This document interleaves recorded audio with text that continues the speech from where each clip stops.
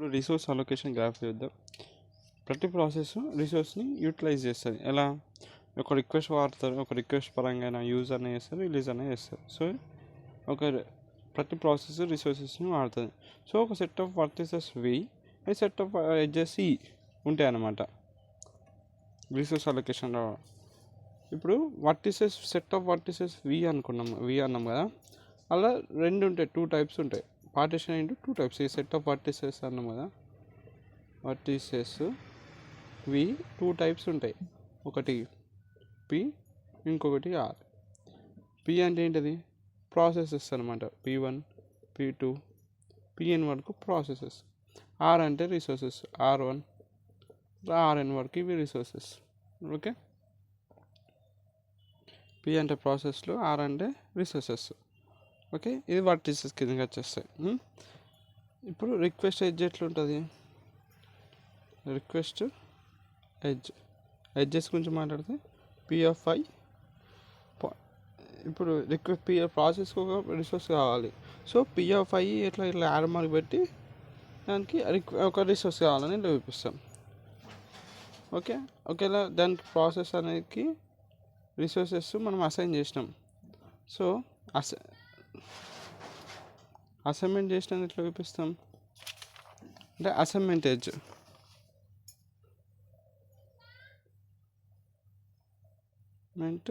Edge ఎలా ఉంటుంది? Resource అనేది అసైన్ అయింది ప్రాసెస్కి, ఇది. ఓకే, ఇప్పుడు మనము ఒక సెట్ ఆఫ్ వర్టిసెస్, ఇవి ఎడ్జెస్. ఓకే, ఎడ్జెస్లో అసైన్మెంట్ ఎడ్జ్, రిక్వెస్ట్ ఎడ్జ్ చూడండి. పి ఆఫ్ ప్రాసెస్కి ఒక రిసోర్స్ని రిక్వెస్ట్ చేస్తుంది. సేమ్ అసైన్మెంట్ ఎడ్జ్ రిసోర్స్ అనేది ప్రాసెస్కి అలగట్టండి. ఇవి ఎడ్జెస్ కిందకి. వర్టిసెస్ 2 ఉంటాయి. ఒకటి ప్రాసెస్ పి అని 2 టైప్స్ ఉంటాయి వర్టిసెస్. ఒకటి ప్రాసెస్ పి, ఇంకోటి ఆర్. పి అంటే ప్రాసెస్, ఆర్ అంటే రిసోర్స్. P1 P2 Pn వరకు ప్రాసెస్ ఉంటాయి. రిసోర్సెస్ R1 R2 Rn వరకు రిసోర్సెస్ ఉంటాయి. ఈ రిక్వెస్ట్ అలొకేషన్ గ్రాఫ్లో ఉండేవి ఒక set of vertices and edges ఉంటాయి. ఇప్పుడు ఎగ్జాంపుల్ చూద్దాం. ఇప్పుడు ఇక్కడ ఒక P1 అని ఒక ప్రాసెస్ తీసుకున్నాం. P1 P2 P3 3 ప్రాసెస్లు ఉన్నాయి మనకి. ఒక్కొక్క రిసోర్స్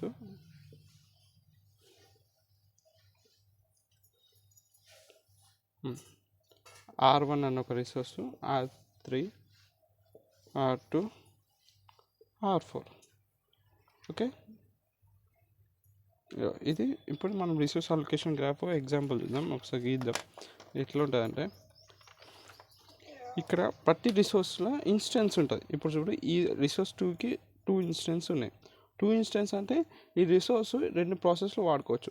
ఇప్పుడు R1 రిసోర్స్కి సింగిల్ ఇన్స్టెన్స్ ఉంది, R3 రిసోర్స్కి ఒక సింగిల్ ఇన్స్టెన్స్. ఈ డాట్ అంటే ఇన్స్టెన్స్ అంటే ఈ రిసోర్స్ ఒక ప్రాసెస్లో వాడుకోవచ్చు. ఇప్పుడు ఈ రిసోర్స్ 2 ప్రాసెస్లో వాడుకోవచ్చు. ఇది ఒక ప్రాసెస్ తీసుకుంటుంది, ఇది ఒక ప్రాసెస్. ఇది R4 అనికి 3 ఇన్స్టెన్సెస్ ఉన్నాయి, అంటే 3 ప్రాసెస్లో వాడుకోవచ్చు ఈ రిసోర్సెస్, అలా అనమాట. సో R2 అనే రిసోర్స్ R1కి అలొకేట్ అయింది, P1 అనే ప్రాసెస్కి అలొకేట్ అయింది. సో P1 అనే ప్రాసెస్ దేన్ని రిక్వెస్ట్ చేస్తుంది? R1 అనే రిసోర్స్ని రిక్వెస్ట్ చేస్తుంది.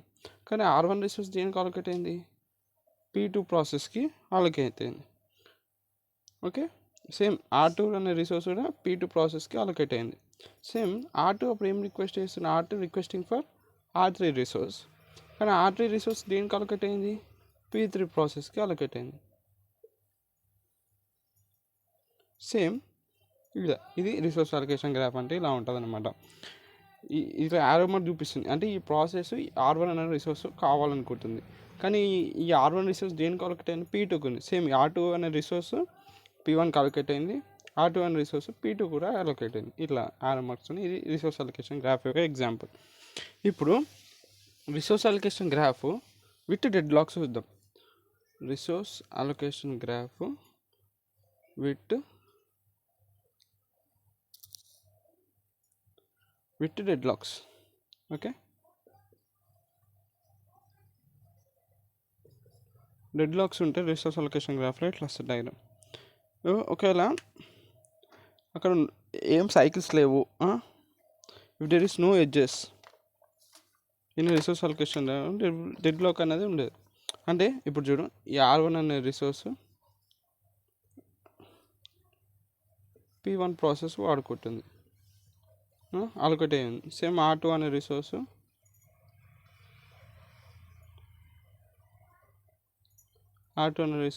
P2 వాడుకుంటుంది.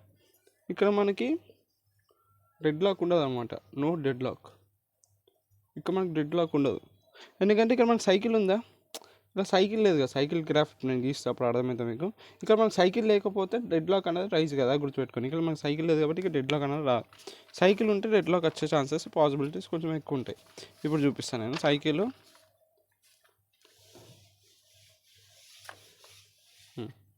సో డెడ్ లాక్,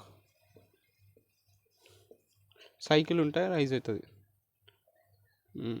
ఇది ఎట్లుంటుంది అంటే సేమ్ ఎగ్జాంపుల్, ఇవో R1 అనే రిసోర్స్ ఉంది,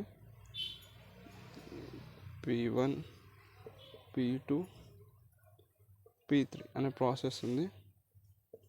ఇక్కడ మనకి R3 అనే రిసోర్స్ ఉంది, ఇక్కడ R2, ఇక్కడ R4. ఇప్పుడు చూద్దాం సైకిల్ రైజ్ అయితే, సైకిల్ ఉంటే డెడ్ లాక్ ఎలా వస్తుంది. ఇక్కడ చూడండి,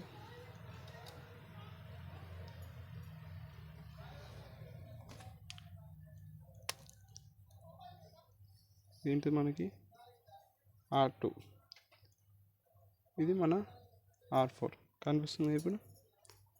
ఓకే, ఇప్పుడు ఏమవుతుంది, R1 దగ్గర ఒకటే ఇన్స్టెన్స్ ఉంది, అంటే ఈ రిసోర్సెస్ ఒకటే ప్రాసెస్ వాడుకోవచ్చు. దీని దగ్గర ఒకటే ఉంది, దీని దగ్గర 2 ఇన్స్టెన్సెస్ ఉన్నాయి.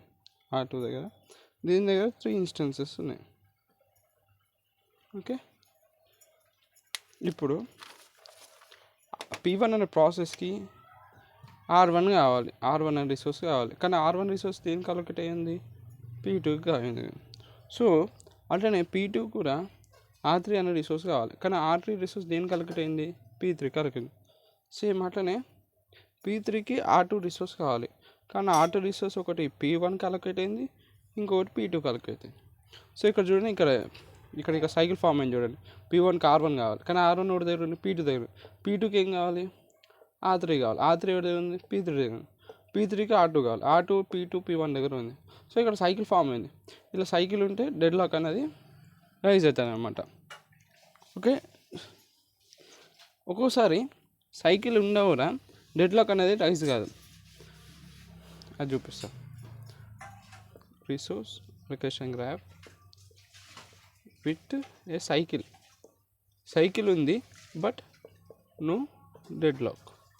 పాసిబిలిటీ ఉంటుంది అనమాట, సైకిల్ ఉంటే పక్కా డెడ్ లాక్ వస్తుందని లేదు.